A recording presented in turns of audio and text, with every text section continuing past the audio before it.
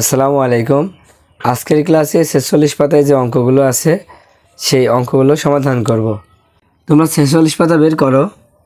দেখো প্রথমেই 1 নাম্বার দিয়ে লেখা আছে, যদি 18টি চকলেট 3 জনের মাঝে সমানভাবে ভাগ করে দেওয়া হয় তবে প্রত্যেকে কতটি করে চকলেট পাবে। এখন 18টি চকলেট আছে, সেই 18টি চকলেট আমরা 3 জনের মধ্যে সমানভাবে ভাগ করে দেব। 18টা চকলেট পাবে 3 জন।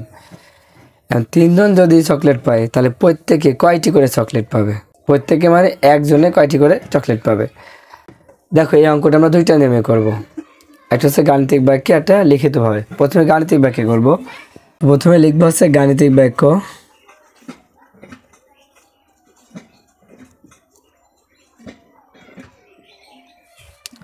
গাণিতিক বাক্য করলে অঙ্কটা খুব সহজ হয়। কিভাবে? চকলেট আছে কয়টা? 18টি। লিখবো হচ্ছে 18। কয়জনের মধ্যে ভাগ করে দিয়েছে? 3 জন, তাই ভাগ দিয়ে লিখবো হচ্ছে 3। এবার সমান দিয়ে 3 দিয়ে 18কে ভাগ করলে কত হয়? 3-এর ঘরের নামটা পড়ো তো। দেখো 3 6 18, 3 6 6 আসছে না? হ্যাঁ, এই 6 হচ্ছে উত্তর। তাহলে এই 6টি করে চকলেট পাবে, প্রত্যেকে কয়টি করে চকলেট পাবে? 6টি করে। তাই উত্তর লিখবো প্রত্যেকে 6টি করে চকলেট পাবে। আচ্ছা, গাণিতিকভাবে তো করে ফেললাম, এবার চলো আমরা লিখিতভাবে করি। তো লিখিতভাবে যদি করি তাহলে কি করব? দেখো 18টি চকলেট 3 জনের মধ্যে ভাগ করে দিচ্ছে না, তাই আমরা লিখব 3 জনে পায় 18টি চকলেট। এবার যেহেতু প্রত্যেকে মানে একজন, লিখব একজনে পায়। 3 জন যদি 18টি পায় তাহলে একজন কি বেশি পাবে না কম পাবে? কম পাবে না, এরকম কম বোঝালে ভাগ হয়। তাই লিখব 18 ভাগ 3। আচ্ছা, তাহলে 18কে 3 দিয়ে ভাগ করলে কত হয়? 6 হয়। 6টি চকলেট। তাহলে দেখো উত্তর কিন্তু এটাই লিখতে হবে, তাই আমরা লিখব উত্তর দিয়ে এটা লিখে দিলাম, উত্তর 6টি চকলেট।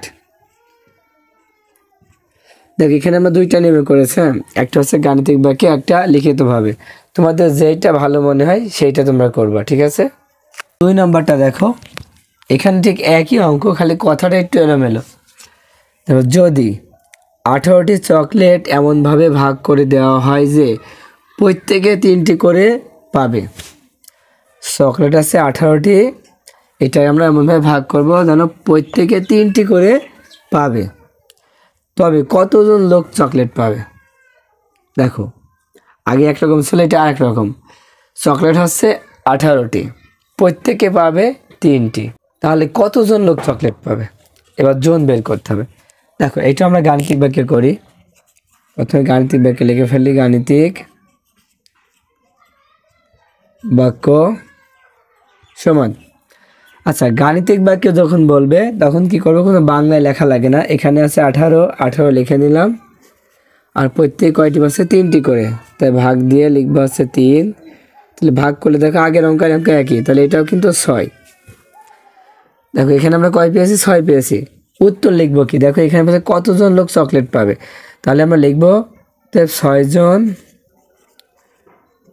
লোক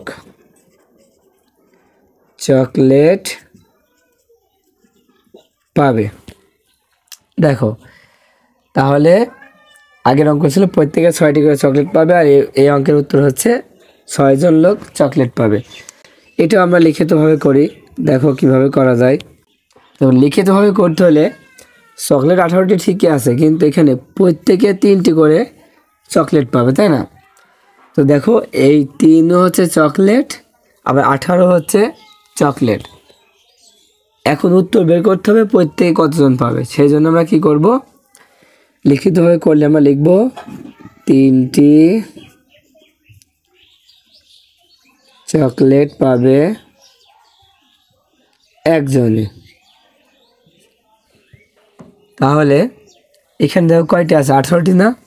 এবার এর নিচে লিখলাম 18টি চকলেট পাবে 18/3 যদি ভাগ করি তাহলে কত হবে?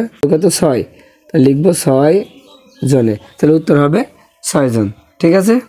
তারপর 3 নাম্বার দেখো, যদি 20টি চকলেট এমনভাবে ভাগ করে দেওয়া হয় যে প্রত্যেকে 3টি করে পাবে। চকলেট হচ্ছে 20টা, আর প্রত্যেকে পাবে 3টি করে, তাহলে কতজন লোক চকলেট পাবে এবং কতটি চকলেট অবশিষ্ট থাকবে সেটা আমরা গাণিতিক ব্যাখ্যা করি। 3 নাম্বার দিয়েই করলাম। দেখো প্রথমে লিখব গাণিতিক বাক্য।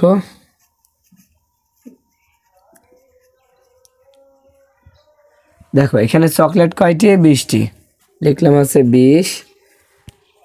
এবার প্রত্যেকে কয়টি করে পাচ্ছে? 3টি করে। হ্যাঁ, তাহলে লিখবো আছে 3, ভাগ দিয়ে লিখবো আছে 3। এখন দেখো 3 দিয়ে যদি 20কে ভাগ করি কত হয়? আমরা এখানে একটু ভাগ করে দেখি তো। 3 দিয়ে যদি 20কে ভাগ করি তাহলে 3 × 6 = 18, বিয়োগ করলে আছে 2, তাহলে 2টা কি? এই 2টা আছে ভাগশেষ বা অবশিষ্ট বলা হয়। তাহলে এখানে কি ভাগফল আছে 6 আর অবশিষ্ট থাকছে কত? অবশিষ্ট থাকছে হচ্ছে 2। উত্তর আমরা লিখতে পারি 6 জন চকলেট পাবে।